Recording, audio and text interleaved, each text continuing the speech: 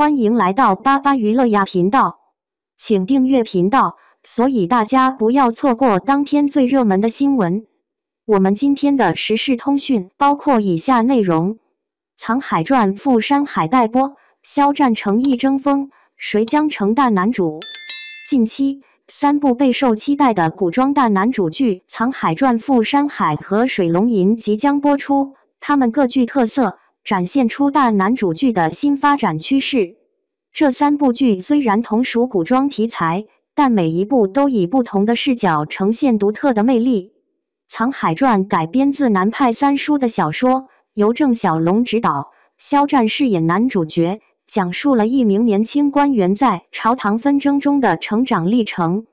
这部剧通过正统的古装路线，或许成为肖战转型的关键之作。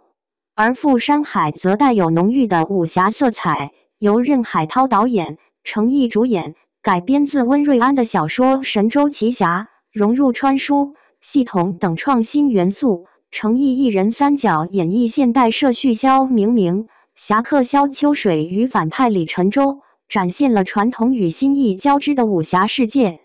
水龙吟》则改编自藤平的小说《千劫梅》，由罗云熙主演，融合悬疑、权谋与玄幻元素，讲述唐丽慈从被构陷的旁观者转变为守护苍生的侠者。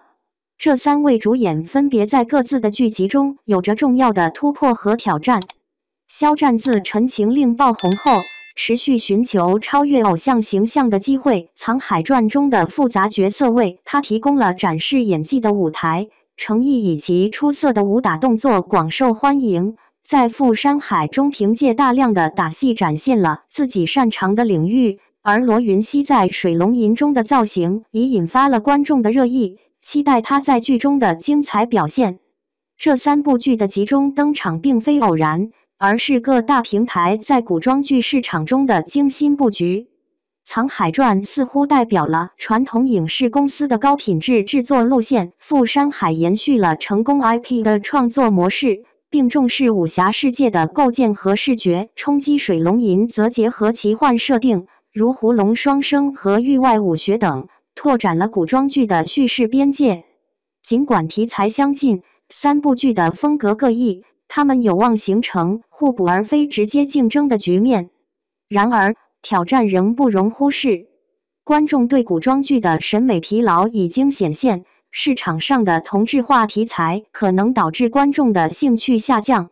而且，大男主剧对男主角的演技要求非常高，一旦表演不到位，容易遭遇负面评价。虽然3位主演都有代表作，但能否驾驭更为复杂的角色，仍需正片来验证。此外，古装剧的制作成本越来越高，如何平衡投入与产出，成为制作方必须考虑的课题。精良的制作虽然重要，但若忽视了故事内核，再华丽的服化道也难以吸引观众。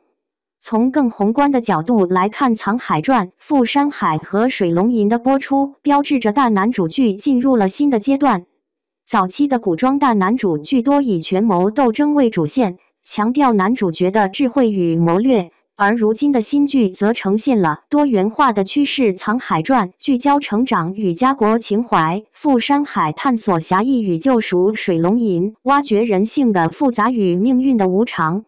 这一转变反映了观众审美需求的变化，单纯的爽剧模式已经无法满足日益成熟的观众群体。随着《藏海传》、《赴山海》、《水龙吟》的即将播出，这场大男主混战不仅是演员之间的较量，更是古装剧创作风向的试金石。无论哪部作品最终脱颖而出，这3部大剧必将为国产剧市场注入新的活力。暑期档最强对决，程毅赴山海 PK 肖战藏海传，谁更胜一筹？2025年暑期档的电视剧热潮即将来袭，程毅和肖战这2位顶流男演员将携各自的重磅剧集进行一场不容错过的巅峰对决。程毅的武侠剧《赴山海》将与肖战的权谋剧《藏海传》展开正面交锋，令人期待的顶流大乱斗已成为观众热谈的话题。光是这2部剧的微博话题阅读量就双双突破30亿，让人不禁感叹，如今能让大家守着日子等开播的电视剧，已经成为了一种稀有现象。如果说悬念是这场对决的最大卖点，那程毅在《富山海》中的表现，或许将是他捧回观众眼球的关键。他在剧中将迎来3个角色的挑战，从现代职场社畜到豪情万丈的武侠英雄，再到历经沧桑的老戏骨，每一个角色转换都需拿出十足的演技。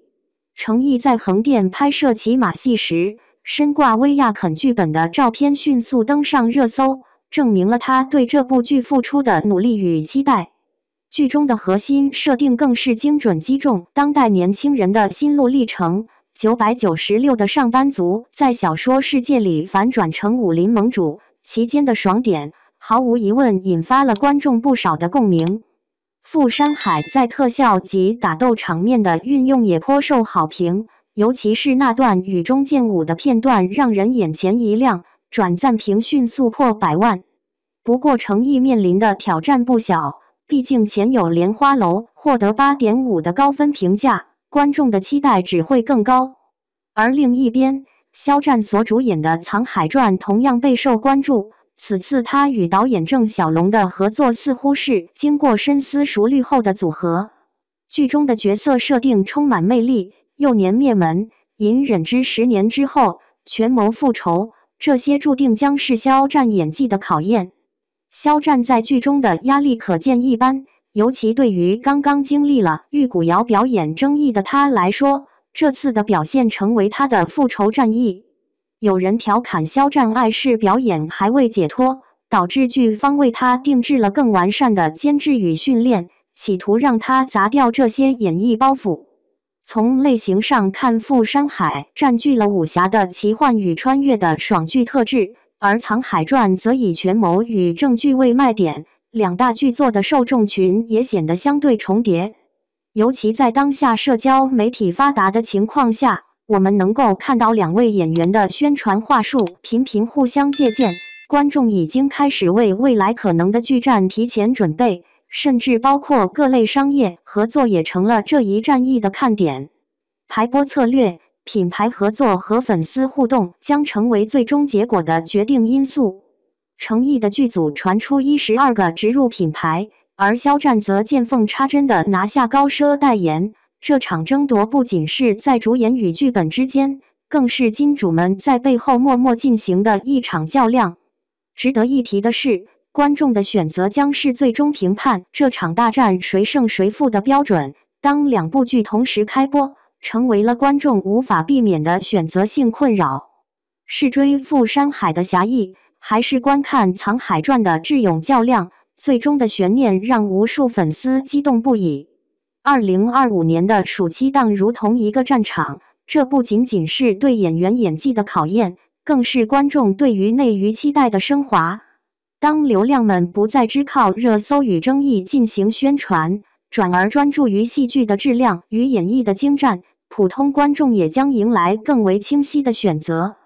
在这场25年一遇的顶流大战中，不论程毅或肖战，观众都是最大的赢家。